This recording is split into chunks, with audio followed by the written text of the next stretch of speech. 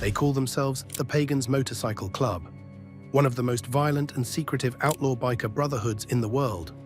Founded in 1959, the Pagans spread across the East Coast like wildfire, leaving behind a trail of fear, brutality, and bloodshed. Their members weren't just bikers, they were soldiers, enforcers, and in many cases outright killers. But within the Pagans, some names stood out above the rest. This is the story of the 20 most feared Pagans of all time. And to begin that list, we start with number 20. Charles "Chuck" Barlow, a Virginia chapter Pagan whose quiet brutality reflected the way violence lived in the bones of this club. Charles "Chuck" Barlow wasn't one of the loud, flamboyant faces of the Pagans. He wasn't a man you'd see making speeches, drawing headlines, or rallying hundreds of bikers into massive parades. Instead, he represented the kind of soldier who makes outlaw clubs truly dangerous. The one who doesn't need fame, because his reputation in the shadows is enough to chill those who know. Barlow was a member of the Pagans' Virginia chapter, a territory where the club pushed hard into the East Coast underworld during the 2000s and 2010s. FBI reports and court indictments tied him to violent enforcement for the club's racketeering operations. He wasn't a talker, he was muscle, and his nickname Chuck carried weight among brothers and enemies alike. When federal prosecutors swept through Virginia in a wave of indictments, Barlow's name surfaced in connection with firearm trafficking and violent intimidation. He had been part of meetings where the Pagans laid out their control over strip clubs, meth pipelines, and illegal gambling. Witnesses described him as a man who didn't just carry out orders, he enjoyed making an example out of anyone who dared cross the Pagans. One federal agent put it bluntly in court filings. Barlow was the type of Pagan who would show up at your door with a smile, then make sure you never forgot who ran your neighborhood. Unlike the national leaders whose names drew headlines, Barlow represented something even more frightening: local power. He was the Pagan that rival street gangs and independent hustlers in Virginia knew they had to answer to or else risk disappearing. The FBI noted that he was present during several violent assaults carried out to remind business owners and rival dealers that the Pagans weren't just a motorcycle club, they were a shadow government of the streets. But Barlow was not alone. In fact, the Virginia chapter produced several brutal figures, men whose loyalty to the patch translated into years of bloodshed. Which leads us to number 19. Dennis "Choo Choo" Holderman, a Pagan whose taste for violence made him one of the most unpredictable soldiers in the entire brotherhood. If Charles "Chuck" Barlow was feared for his quiet discipline, Dennis "Choo Choo" Holderman was feared for the opposite, his volatility. Holderman was a Virginia-based Pagan whose reputation was built on sudden bursts of extreme violence.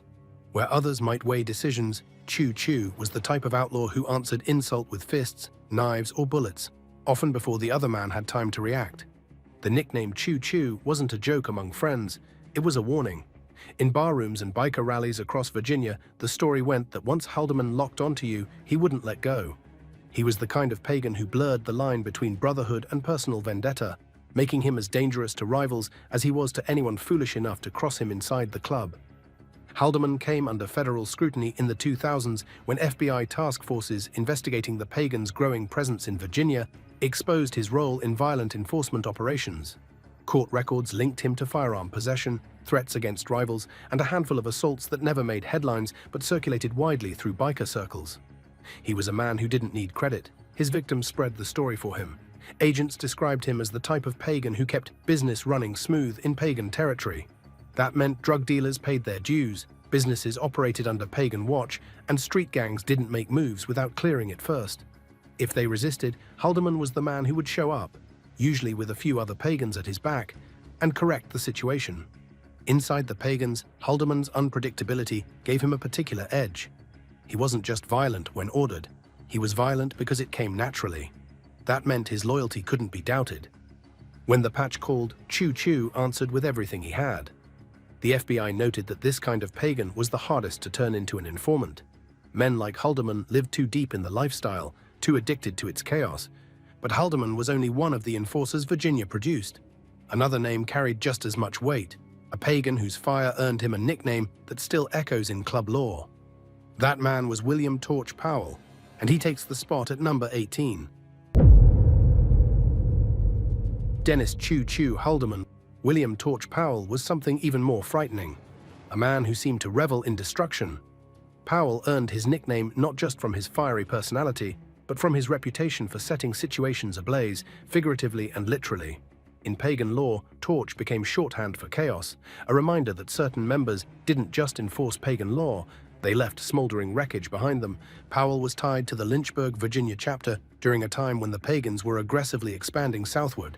The FBI placed him under indictment for weapons offenses and violent racketeering, but law enforcement struggled to pin down the full scope of his activities. Witnesses whispered about arsons connected to pagan business disputes, and Powell's reputation for carrying firepower matched the stories. If someone needed to be intimidated, Torch didn't just deliver a beating. He made sure people understood that resistance could end with their home or business reduced to ashes. What made Powell so dangerous was his fearlessness in public displays of loyalty to the club. He wasn't quiet about being a pagan, and when he showed up, people knew what that meant. The Pagans were asserting dominance. Bars, strip clubs, and street corners shifted allegiance quickly when Torch came through. Business owners who thought they could escape pagan influence quickly learned how costly that mistake could be. Federal reports on Powell painted him as a man who acted like a walking symbol of the club's brutality. He was less a negotiator and more an executioner of pagan will. This gave him credibility within the Brotherhood, but it also made him a constant target for law enforcement. His indictments in FBI cases against the Pagans underlined his role as one of the men who made sure Virginia stayed tightly under pagan control. But Powell's notoriety wasn't limited to law enforcement files. Within the outlaw biker world, his name came to carry a dark respect.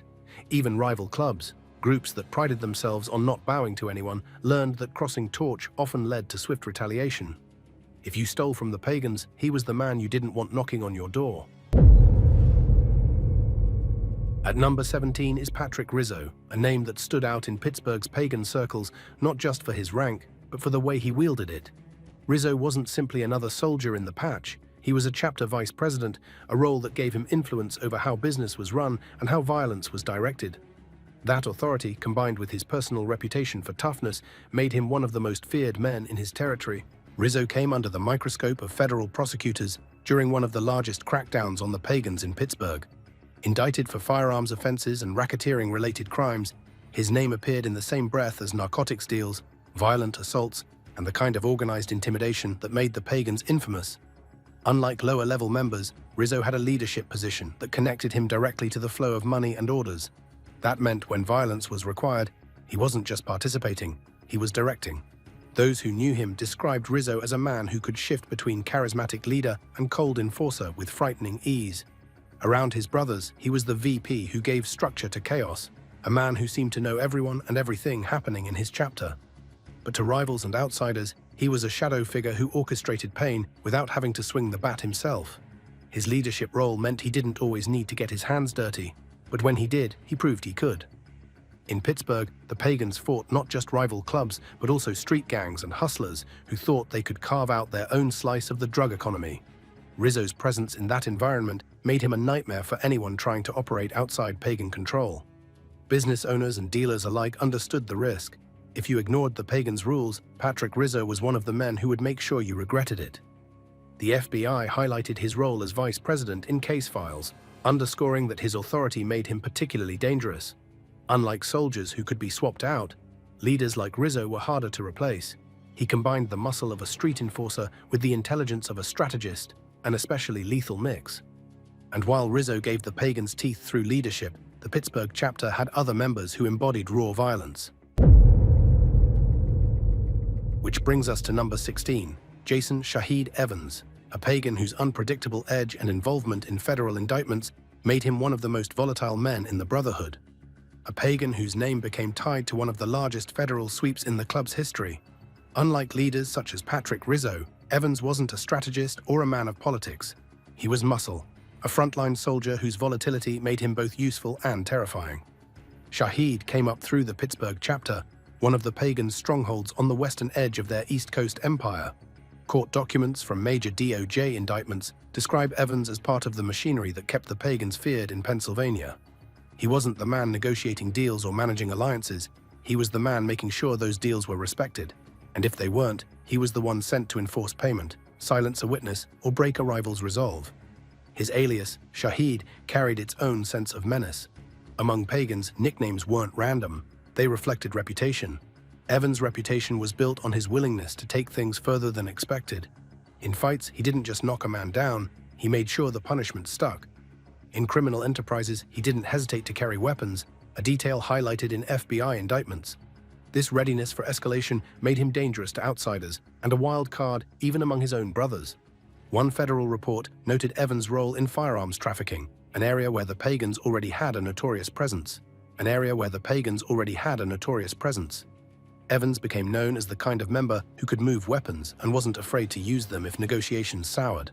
That reputation alone amplified his fear factor, because everyone knew that with Shahid, a disagreement could end with bullets, not words. What makes Evans stand out is the way his name lingered in witness testimonies. Rivals and civilians alike recalled him as someone you didn't forget encountering. Unlike some Pagans who kept low profiles, Evans projected menace. His presence said more than his words. He was the physical reminder that the Pagans controlled Pittsburgh. But Evans wasn't the only Pittsburgh Pagan whose reputation stretched beyond the local scene. Another man, nicknamed for the brutality of his fists, carried a reputation that spread through biker circles far and wide. Number 15. Eric Knuckles Arms, a Pagan enforcer whose name became a warning, whispered in bars and alleys across Pennsylvania. Eric Knuckles Arms carved out his reputation in the Pagan ranks the old-fashioned way, through raw, unrestrained violence. While many in the MC world relied on guns, explosives, or complex schemes to make their mark, Arms built his legacy with his fists. His nickname wasn't an exaggeration, it was a warning. Operating out of Pittsburgh, Arms became the go-to enforcer for the Pagans in the region. If a rival gang member needed to be taught a lesson, if a local dealer got too bold, or if an outsider dared flash the wrong colors in a Pagan-friendly bar, Arms was the man who delivered the correction.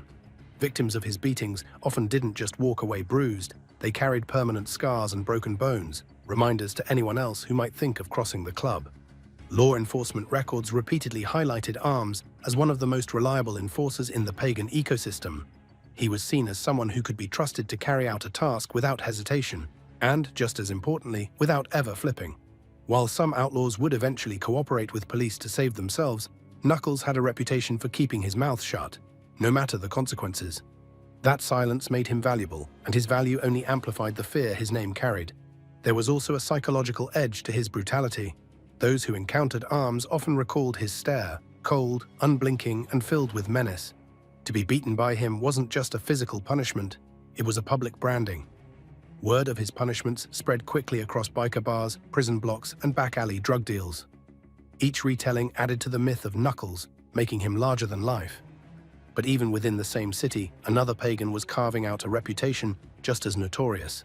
His story would be tied not just to violence, but to sweeping indictments that painted the Pagans as a criminal empire in Pittsburgh.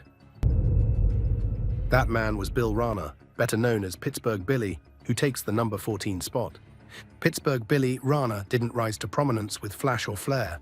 He became feared because he represented what law enforcement dreaded most: a Pagan deeply embedded in both the violent street-level work and the organized structure of the club's criminal rackets. His name surfaced in federal indictments tied to the Pittsburgh chapter, where prosecutors described him as a cog in the machine that kept the Pagans' power alive in western Pennsylvania. Rana's role in the Pittsburgh network was significant because it reflected how the Pagans operated at a regional level. He was one of the men who ensured orders from the top filtered down to the streets, and that money from the streets made its way back up. In practice, that meant collecting debts, protecting Pagan territory, and engaging in the kind of brutal enforcement that left no doubt about consequences. Witnesses described Rana as a man who carried himself like a soldier, methodical, uncompromising, and willing to back up threats with immediate violence. What made him especially feared wasn't just his willingness to fight, but his ability to tie street muscle to organized schemes. Rana was mentioned in cases involving drug trafficking, firearms offenses, and violent assaults, giving him a reputation not only as an enforcer, but as someone deeply entrenched in the Pagans' criminal economy. He wasn't just throwing fists in bars, he was part of the machinery that made the Pagans a true organized crime group in the eyes of federal investigators. Rana's name echoed in the 2020 indictments that rattled the Pagans' Pittsburgh chapter. Those court documents pulled the curtain back on a wide network of narcotics, extortion, and violence, all threads leading back to Pagan leadership. Pittsburgh Billy was there among the names, a reminder that men like him weren't isolated troublemakers, but integral to a system that blurred the line between outlaw culture and organized crime. And yet, even Rana's reputation as a steady, dangerous operator pales compared to others on this list. If Pittsburgh Billy embodied the steady hand of the Pagan machine, The man just above him embodied its raw brutality. Which brings us to number 13, Maurice Guzman, better known as Dog, a New Jersey pagan whose violent role in racketeering made him a name whispered with dread. If Bill Rana reflected the steady operations of the Pagans in Pittsburgh, Maurice Dog Guzman embodied the raw violence of the club's New Jersey strongholds. Known for his ruthless approach to racketeering, Guzman carved out a reputation as one of the Pagans' most dangerous enforcers, a man who didn't just collect debts, but made examples out of anyone foolish enough to resist. New Jersey has long been one of the most contested territories in the Pagan Empire. Sandwiched between New York and Philadelphia, it was prime real estate for narcotics, gambling, and extortion rackets. Guzman thrived in that world, where the line between outlaw biker and organized crime soldier all but disappeared. According to law enforcement indictments, he was central to violent schemes that kept rival crews and independent operators in check. When Dog came knocking, it wasn't for a conversation. It was to make sure people understood Pagan dominance. What separated Guzman from other bruisers in the club was his complete lack of hesitation. Reports describe him as someone who escalated situations quickly, moving from threats to beatings to weapons in a heartbeat. Victims often never got the chance to walk away. By the time Guzman was done, they were either hospitalized or gone altogether. That readiness to unleash violence made him indispensable in disputes where the Pagans wanted a definitive answer. Federal prosecutors tied him to racketeering conspiracies that involved assaults, extortion, and intimidation. These weren't just random bursts of violence, they were calculated moves designed to reinforce Pagan authority across multiple counties. Guzman was the kind of soldier you deployed when you needed to terrify not just one man, but everyone watching. Word of his brutality spread quickly, and soon the mere mention of Dog was enough to make people hand over money, property, or territory without a fight. Inside the club, his loyalty was respected, but so was his volatility. He wasn't the kind of member you kept around for delicate negotiations. He was the hammer you used to smash through resistance. The Pagans understood that men like Guzman gave their reputation teeth. You could have all the structure and leadership in the world, but without soldiers like him, the threat would ring hollow. Yet Guzman's brutality, as frightening as it was, still operated under orders from above. He was a soldier, feared for his hands-on violence. The next man in our countdown, however, blurred the line between soldier and organizer. Which brings us to number 12, Luis Arocho, known as Lou Rock, a New Jersey pagan whose involvement in narcotics and firearms made him a dangerous double threat. The Pagans have always relied on members who could do more than just fight. Luis "Lou Rock" Arocho was one of those men, a figure whose danger lay not only in his willingness to use violence, but also in his deep involvement in drug and firearms trafficking. He was the kind of pagan who could handle himself in a bar fight on Friday night and then sit down on Monday to coordinate a drug shipment or weapons deal. That combination made him one of the most feared and effective members in New Jersey. Arocho came up through the pagan ranks in a territory notorious for its violence. New Jersey was a battleground where the Pagans clashed, not just with rivals like the Hells Angels, but also with law enforcement, mafia families, and street gangs. To thrive in that environment, a pagan needed to be versatile, and Lou Rock fit that mold perfectly. He wasn't a one-note enforcer, he was a multi-tool criminal, a man equally at home throwing punches or brokering deals. Federal cases tied Arocho to racketeering conspiracies that centered around both narcotics and illegal firearms. The significance of this can't be overstated. Drugs brought in the money, but guns enforced the order. By having hands in both, Arocho wielded a rare kind of power. He could fund operations through drug profits while ensuring those same operations were protected and enforced by firepower. Law enforcement described him as someone who provided both the fuel and the spark that kept the pagan machine running. His reputation grew not just from indictments, but from the way his name circulated on the street. Dealers whispered about the reach of Lou Rock, knowing that if they were operating in pagan territory without permission, they weren't just risking a beating, they were risking their lives. Associates described him as calculated, someone who didn't lash out in a frenzy, but who made deliberate examples out of people. That deliberation made his punishments all the more terrifying. They weren't accidents of rage, but decisions meant to resonate. What made Arocho stand out within the pagan ranks was his balance between brutality and business sense.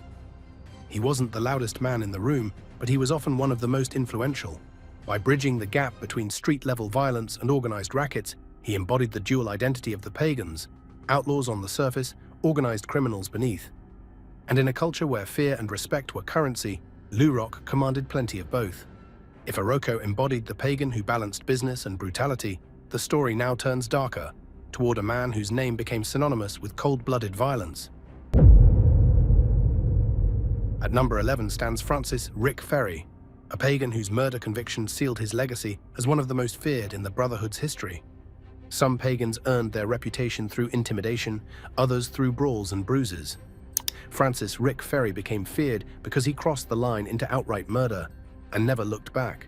His name surfaced repeatedly in law enforcement files, but it was his conviction alongside fellow pagan Anthony "Rocky" Loraca that turned him into one of the darkest figures in the club's violent history. Ferry's rise was tied to the Pagans' deep entrenchment in organized crime along the East Coast. He was not just muscle, but a trusted participant in the kinds of high-stakes operations that required absolute loyalty and absolute ruthlessness. For him, violence wasn't about sending a message, it was about finality. If Ferry was involved, the problem wasn't going to come back, it would be buried 6 feet under. The case that cemented his reputation came when Ferry and Loraca were both convicted of murder, a crime that underscored the lethal reality of pagan life. Unlike the assaults or extortions that could sometimes be spun as club business gone wrong, this was a killing tied directly to the outlaw code. To those inside the MC world, Ferry's conviction only amplified his legend. Here was a man who had gone all the way, who had proven he was willing to live and kill for the pagan patch. Law enforcement described Ferry as a calculated operator, someone who didn't lash out recklessly but chose his moments carefully. That kind of deliberation made him even more terrifying. Victims didn't fall because of chance encounters, they fell because Ferry had decided it was their time, and when that decision was made, there was no escape. The combination of his conviction and his reputation gave Ferry a near-mythic status among pagan members and rivals alike. Inside the club, he was seen as proof that the pagans were not just brawlers. They were killers when they needed to be. Outside the club, his name carried the kind of weight that stopped conversations in their tracks.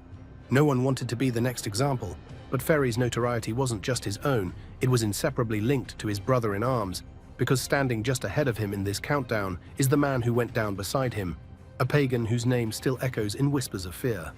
That man is Anthony "Rocky" Loraca, our number 10, whose reputation for violence rivals any outlaw in pagan history. If Francis "Rick" Ferry was the shadow of violence, then Anthony "Rocky" Loraca was its thunder. Loraca's name has been etched into pagan history as one of the most ruthless members to ever wear the patch, a man who embodied the gang's reputation for explosive violence and absolute defiance. His conviction alongside Ferry didn't just make headlines, it confirmed what investigators and rivals had long whispered. Rocky was lethal, and his loyalty to the pagans came with a trail of blood. Loraca's presence in the club was marked by his role as both an enforcer and a symbol. He wasn't just another soldier in the pagan ranks, he was the kind of member whose reputation made rivals second-guess whether it was worth crossing the pagans at all. His name became shorthand for consequences, for the brutal reminder that the pagans weren't just outlaws riding bikes, they were organized killers when they had to be. Law enforcement records tie Loraca to violent racketeering, assaults, and most infamously murder. The conviction he shared with Ferry painted him as a man willing to take things all the way, to silence threats not through intimidation but through permanent elimination. That murder case elevated him from being feared in whispers to being stamped in federal files as one of the pagans' most dangerous. What made Rocky stand out even more was his combination of charisma and violence. He wasn't just feared, he was respected by many in the pagan brotherhood. His willingness to put himself on the line, to carry out acts of violence personally rather than delegate them, made him an example of outlaw loyalty. He was, in a twisted sense, the kind of leader men followed because they knew he would do what he asked them to do himself. Outside the club, though, he was pure menace. Rival MC members, independent dealers, and even associates within the pagan orbit understood that if Rocky was involved, the stakes were life and death. His reputation spread beyond New Jersey, carrying into the wider outlaw biker world, where his name was spoken with a mix of respect and dread. Yet for all his violence and notoriety, Loraca was not the only pagan to wield brutal force against enemies. His story is intertwined with another figure whose savagery was displayed in public, in a beating that shocked even the outlaw biker world. Is number 9, Robert "Hellboy" Derond, remembered for the savage assault that left a Hells Angels rival nearly beaten to death. Some pagans are remembered for the empires they built, others for the chaos they unleashed. Robert "Hellboy" Derond earned his infamy with one single act of savagery so brutal that it shocked even the hardened outlaw biker world. His name will forever be linked to the day he nearly beat a rival Hell's Angel to death, a crime that demonstrated the pagan creed in its rawest form. No mercy, no hesitation, no compromise. The incident unfolded during a confrontation that escalated with frightening speed. Derond, already known as a violent enforcer within the Pagans, lashed out with such ferocity that witnesses described the scene as animalistic. The Hell's Angel victim was left battered beyond recognition, his body broken and bloodied in a way that carried a clear message. This wasn't just a fight between two bikers, this was war, and Derond had just proved the Pagans would take it to the very edge. Law enforcement reports documented the aftermath in stark detail. The attack was so vicious that it made headlines, not only because of the injuries inflicted, but because of what it represented: the ongoing blood feud between two of the most notorious MCS in the world. Derond's role in that beating turned him into both a hero within the Pagan Brotherhood and a monster in the eyes of the public.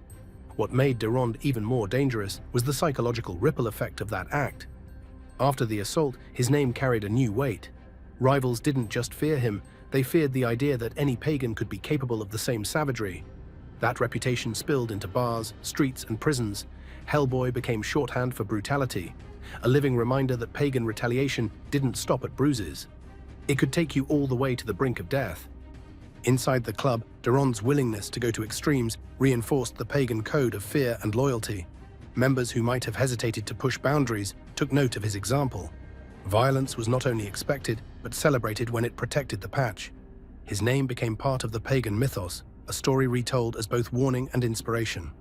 But if Derond's savagery was shocking in its immediacy, the next pagan on this list represented something broader, a leader who didn't just wield violence, but orchestrated vast rackets from the top. Number 8. David Barbato, a former national president whose empire-sized operations made him one of the most dangerous pagans ever to rise through the ranks. While some pagans carved their reputation through fists, knives, or sudden bursts of violence, David Barbato built his legacy on a far grander scale. As a former national president of the Pagans Motorcycle Club, Barbato wasn't just another soldier in the trenches, he was a strategist, a boss, and the man who oversaw one of the club's largest racketeering enterprises ever exposed. Law enforcement would later describe him as the architect of a criminal empire that spanned multiple states. Under Barbato's direction, the Pagans weren't merely fighting rivals in barroom brawls or roadside clashes. They were running an organized crime machine. Guns, drugs, extortion, and elaborate protection rackets became standard business. And because he wore the national president patch, everything ran through him. What made Barbato truly dangerous wasn't only the scale of his operations, but the loyalty he commanded. His leadership style was equal parts fear and respect. Pagans under his watch knew that disobedience wasn't tolerated, and betrayal could be fatal. At the same time, he offered ambitious members the chance to rise, if they proved themselves useful in the violent world he orchestrated. That mix of opportunity and intimidation turned him into a figure who could move armies of bikers at will. Federal prosecutors eventually indicted Barbato in one of the largest organized crime cases against the Pagans to date. The charges included racketeering, extortion, witness tampering, and firearms trafficking. The scope of the case laid bare the structure of the Pagan network, and at the center of nearly every thread was Barbato. He wasn't pulling the trigger himself, but the orders he gave set countless violent acts into motion. It's important to understand why Barbato stands apart from men like Robert Hellboy Derond. Derond terrified with raw brutality, Barbato terrified with control. He proved that the Pagans weren't just a violent motorcycle gang. They were a criminal syndicate, able to mirror the methods of the mafia while still keeping their outlaw biker identity. That combination made them unpredictable and far harder to dismantle. Barbato embodied the danger of the corporatized outlaw biker world, where business, crime, and brutality blended seamlessly. But if he was feared for his ability to command from the top, the next pagan in our countdown was notorious for his position as second in command, wielding influence and muscle as the right hand of leadership itself. The number 7. Floyd B. Moore, better known as Diamond Jesse. In the twisted hierarchy of the Pagans Motorcycle Club, few men represented the bridge between raw violence and national leadership like Floyd B. Moore, better known by his menacing nickname, Diamond Jesse. As national vice president, Moore didn't just stand close to the top. He was the power directly behind it, ensuring orders were carried out, loyalty was enforced, and enemies were reminded that betrayal or weakness had no place in pagan ranks. What set Diamond Jesse apart wasn't just his title, but the sheer scale of the federal case that eventually brought him down. The Department of Justice described him as one of the key architects of a pagan criminal enterprise spanning multiple states, with activities ranging from gun trafficking to methamphetamine distribution and violent enforcement. His indictment became one of the largest federal blows against the Pagans in modern history, underscoring just how deeply Moore's fingerprints were all over the club's underworld empire. Moore earned his fearsome reputation because he could balance strategy and brutality. When decisions needed to be made at the top, he had the authority to weigh in. But when blood needed to be spilled, Moore wasn't afraid to get his hands dirty or to unleash trusted lieutenants who would. He blurred the line between executive power and enforcer, making him both respected and feared inside Pagan ranks. The FBI indictments against Moore painted a vivid picture: drug pipelines running through Pennsylvania and New Jersey, firearms trafficking disguised through elaborate schemes, and violence used as the unspoken contract of loyalty. Members under his supervision didn't just see him as a leader, they saw him as the gatekeeper to advancement. To disobey Diamond Jesse was to risk being erased from Pagan history altogether. Perhaps most chilling was how Moore wielded his reputation. Unlike some Pagans whose notoriety came from infamous single acts, Moore's legacy was built on consistency. Case files show his name attached again and again to violent episodes, financial schemes, and top-level planning sessions. He was the type of Pagan whose presence at a meeting meant the decision wasn't up for debate. It was a directive. But while Moore's influence ran through the Pagan leadership structure, another figure loomed even darker. Known for the kind of violent, almost mythical persona that could inspire terror on sight. The number 6, John Satan Maron, a historic Pagan whose reign of intimidation carved a lasting mark on the outlaw world. If there was ever a Pagan whose very nickname told you everything you needed to know, it was John Satan Maron. Maron rose to prominence during the Pagan MC's most aggressive years of expansion, a time when violence wasn't just a tool, it was the club's calling card. His presence embodied the menace that gave the Pagans their reputation as one of the most feared outlaw biker clubs in America. Maron wasn't just a brawler in the barroom sense, he was a strategist of intimidation.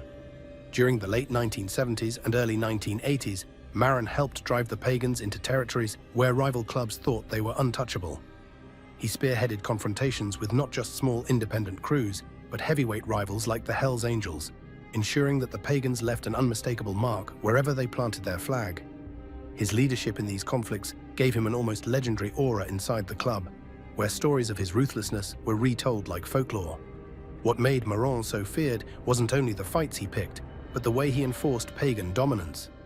Reports describe him as someone who never hesitated to escalate. If a rival raised a hand, Maron raised a weapon. If someone insulted the Pagans, Maron made sure they wouldn't speak again. This willingness to move past threats and into outright annihilation made him both respected and dreaded across the outlaw biker landscape. His notoriety wasn't lost on law enforcement either. Maron's name appeared in multiple investigations, tied to violent turf battles, drug-related crimes, and intimidation campaigns. Cops who worked biker cases in his era often referred to Maron as a symbol of the Pagan menace, a man whose very presence meant blood could follow. And yet Maron wasn't reckless. He knew how to project just enough fear to avoid unnecessary wars, while being absolutely brutal when one was unavoidable. That balance kept him alive through years when many other Pagan heavyweights either landed in prison or ended up in graves. His survival, combined with his violent history, only reinforced the myth around him. And as we step past Maron's reign of terror, the countdown edges closer to the upper echelons of Pagan leadership, where the brutality was paired with organizational power. Which brings us to number 5, a man whose nickname says it all, Larry Savage Ortiz, a chapter president whose savagery blurred the line between leadership and pure bloodlust. When it comes to the Pagans, nicknames aren't just decorations, they're reputations carved in blood, and few wore a moniker more fitting than Larry Savage Ortiz. As the chapter president of Jersey City, Ortiz stood at the intersection of organizational leadership and street-level brutality, making him one of the most dangerous men to ever wear the Pagan patch. Ortiz wasn't simply feared for the position he held, but for the way he ruled his chapter. Accounts from law enforcement and rival MCs describe him as a man who demanded respect through fear, punishing disloyalty with violence so swift that even fellow Pagans sometimes flinched. To outsiders, he represented the Pagan ethos at its rawest. Brotherhood when convenient, savagery when necessary. Court records show Ortiz was tied to racketeering, narcotics trafficking, and brutal assaults.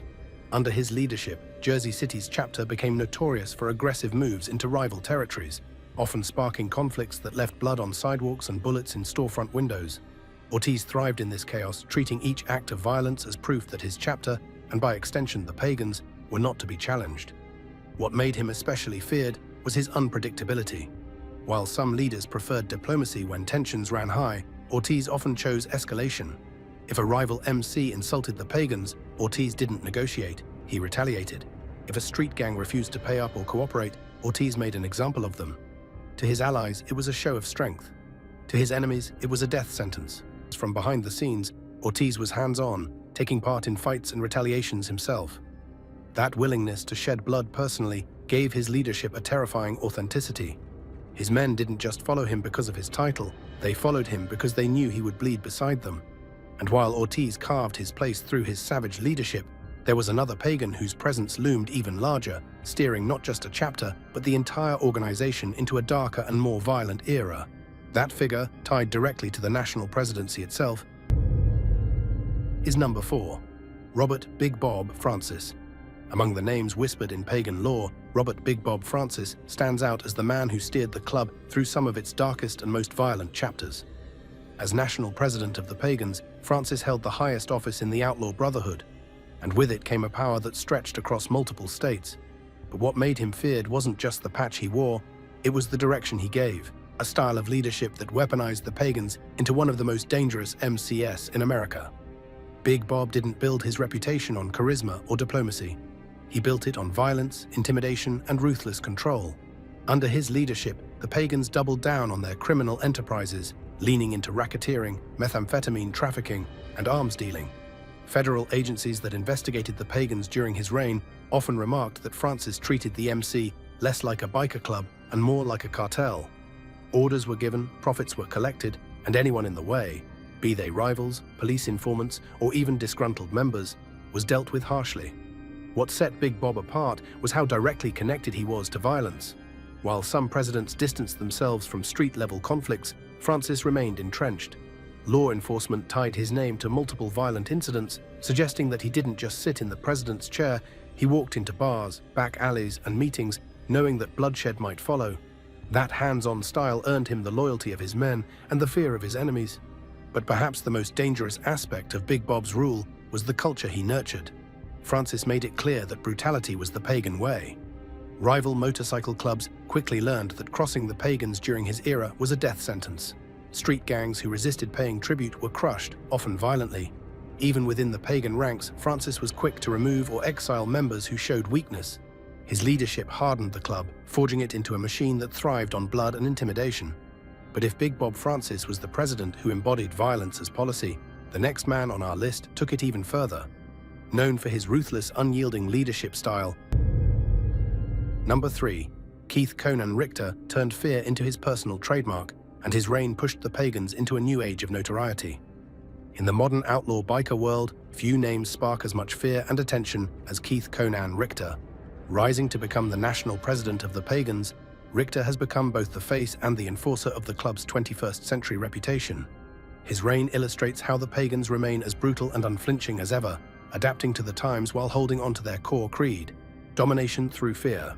Richter didn't get to the top by chance. His nickname, Conan, wasn't a boast. It was a promise of the kind of raw, destructive force he was willing to unleash. Stories of his violent outbursts circulated long before he wore the president's patch. He built his power on fists, intimidation, and a willingness to take the kinds of risks that others hesitated to face. By the time he became national leader, his reputation was already larger than life. Law enforcement documents describe Richter as the driving force behind a resurgence of pagan aggression. Under his leadership, the Pagans aggressively expanded into territories dominated by rivals, reigniting hostilities with groups like the Hells Angels and Vagos. He wasn't content with simply holding turf. The Pagans under Conan sought to expand, and expansion meant conflict. Shootouts, bar fights, and violent confrontations with rival MCs surged during his reign, a direct reflection of his push for dominance. But Richter wasn't just a violent figurehead. He proved to be an effective organizer, reshaping the pagan structure to run more like a corporation of crime than a loose brotherhood. Federal cases tied him to drug trafficking, extortion schemes, and gun-running operations that fed the pagan machine. He balanced the violence with calculated business sense, ensuring that fear on the street translated into profit in the books. What made Conan especially feared was his ability to project power personally. Unlike some presidents who withdrew behind layers of protection, Richter often appeared in the thick of pagan events, his presence a reminder that the boss was watching. Rivals and allies alike knew that with him, violence was never just an order. It was a possibility that could erupt at any moment. Richter's notoriety extended beyond the MC world into mainstream headlines. His arrests, indictments, and even public appearances have cemented him as one of the most recognizable outlaw bikers in America today. For the FBI, he's been described as the embodiment of the pagan threat. For his club, he's the iron-fisted leader who restored fear to their name. But for all of Richter's modern-day reign, the roots of pagan brutality trace back to their earliest architect. And that takes us to number 2. Lou Dobkin, the founder of the Pagans, whose blueprint for outlaw violence set the stage for everything that followed. Every feared empire has its architect. For the Pagans Motorcycle Club, that man was Lou Dobkin, the club's founder, and the one who sketched the outlaw blueprint that countless others would follow. If modern leaders like Conan Richter embody the current face of pagan power, Dobkin represents the original spark, the mind and fist that turned a ragtag group of riders into one of the most violent outlaw MCS in America. Dobkin founded the Pagans in 1959 in Prince George's County, Maryland. At the time, it was a small local riding club with little more than a handful of members. But Dobkin's vision went far beyond Sunday rides. He looked to clubs like the Hells Angels and Outlaws and saw not just fellowship, but the potential for fear-driven dominance and criminal opportunity. From the beginning, Dobkin made it clear the Pagans weren't just going to be riders, they were going to be warriors. Under Dobkin, the Pagans quickly developed their reputation for extreme violence. By the late 1960s and early 1970s, their clashes with rivals weren't just barroom dust-ups, they were all-out wars. Dobkin instilled a code that demanded loyalty to the patch above all else. Betrayal was punishable by blood, and challenges from outsiders were to be crushed without hesitation. This set the tone for decades of pagan culture, where fear became their most effective recruitment and enforcement tool. But Dobkin wasn't only about brawls and biker wars. He understood the need to blend chaos with structure. He oversaw the creation of a national hierarchy, complete with presidents, vice presidents, sergeants-at-arms, and enforcers. This allowed the Pagans to operate not as scattered groups, but as a network of chapters united under one banner. That structure is what allowed them to grow from a Maryland club into a force that spanned the East Coast. And yet, while Dobkin built the foundation, the top spot in this countdown doesn't belong to the founder. It belongs to the man who, decades later, turned that foundation into a terrifying personal legacy. Someone whose crimes were so extreme, they shocked even the hardened outlaw world. Which brings us to number 1. Christopher Lamar Baker, the North Carolina pagan whose violent reign and staggering prison sentence make him the most feared pagan of all. Yeah, authorities told me today that Christopher Baker was a key leader in the Pagans Motorcycle Club. He will now spend the rest of his life in federal... If Lou Dobkin built the House of the Pagans, Christopher Lamar Baker filled its darkest rooms with terror. As a leader in North Carolina, Baker's reputation exploded into infamy when federal prosecutors unveiled the staggering scope of his violence and criminal empire. His name doesn't just appear in the history of the Pagans, it dominates it, marked by brutality so severe that even in a club defined by fear, he stands apart. Baker rose through the ranks by proving himself in the way most Pagans did, through violence first, loyalty second. From early on, he established himself as a man willing to do the dirtiest work, carrying out assaults, enforcing debts, and silencing rivals with ruthless efficiency. But what elevated him above the rest was his appetite for escalation. Where another pagan might settle for intimidation, Baker took things further. Beatings became near-fatal, threats became bloodshed, and disputes ended in permanent silence. His downfall came when law enforcement pulled together an investigation that revealed the true scope of his power. Prosecutors accused Baker of running a sprawling drug empire fueled by methamphetamine, with distribution pipelines stretching across counties and profits climbing into the millions. But drugs were only part of the story. He enforced his rule through sheer terror. Armed assaults, kidnapping, and violent retaliation were routine tools in his arsenal. The result was a conviction that stunned even seasoned outlaw watchers. Baker was sentenced to an astonishing 75 years in prison, a number that underscored just how dangerous the court considered him to be. Judges and prosecutors described him as someone who had left a trail of broken lives in his wake, a man who turned the pagan patch into a weapon for personal domination. What sets Baker apart from every other pagan on this list is the scale and severity of his crimes. Others murdered, trafficked, or extorted, but Baker did all of it, at once, on a level so vast it blurred the line between outlaw biker and warlord. His reign showed the extreme end of the pagan culture of violence, not just survival in the outlaw world, but the will to dominate it entirely, no matter how much blood had to be spilled. Even behind bars, his name carries weight. To rivals, it's a reminder of what the pagans are capable of at their most brutal. To members, it's a cautionary tale, proof that even among outlaws, there are lines that can't be crossed without bringing the full weight of the law crashing down. And to law enforcement, Baker remains the archetype of the modern pagan threat, a leader, a killer, and a man whose legacy is measured in fear. Christopher Lamar Baker wasn't just another violent pagan. He was the one who showed the world how far that violence could go. And that is why he stands here at number 1 as the most feared pagan in history.